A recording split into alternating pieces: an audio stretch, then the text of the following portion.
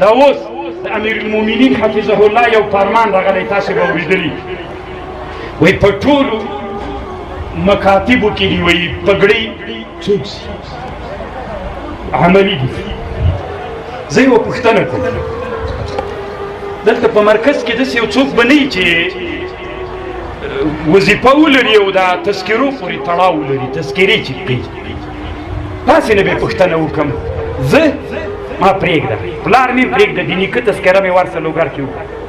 هر څوک چې دلته مجلس کې ناست وي ویې ګورئ، نیکه د دې ټولو مجلس کې ناستو خلکو نیکونه وګورئ، عکسونه یې چې هلته په هغه کې دي کتابچو کې پګړۍ شته که نسته؟ شته که نسته؟ جواب خو راکئ، ولې ویده یې؟ شته که نسته؟ زه د دغه دیموکراسۍ خلکو ته یوه خبر کوم.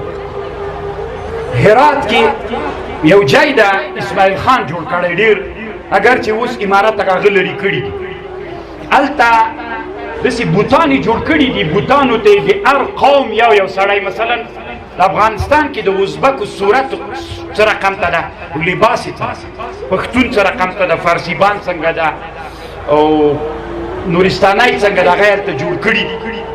د هغې عکسونه انټرنیټ کې شته، ځکه زه هغه زمانه کې چې دا بوتان دلته ولم زه ورغلی. هلته افغانستان کې ټول قومونه څوک لري، پګړۍ لري.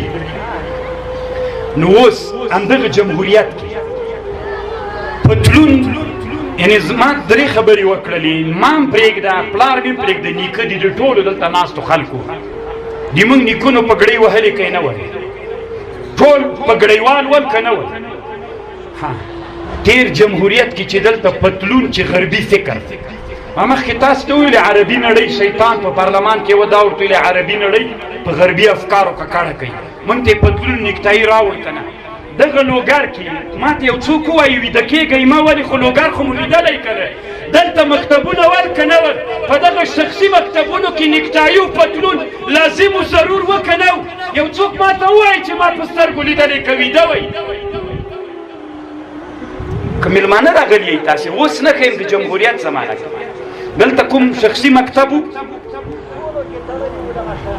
دلته یو شخصي مکتب، زه فکر نه کوم ځوانه ته چېرته اوسېدلی، کوم ځای نه راغلی تا ته وایم؟ دا خو مېلمانه یې.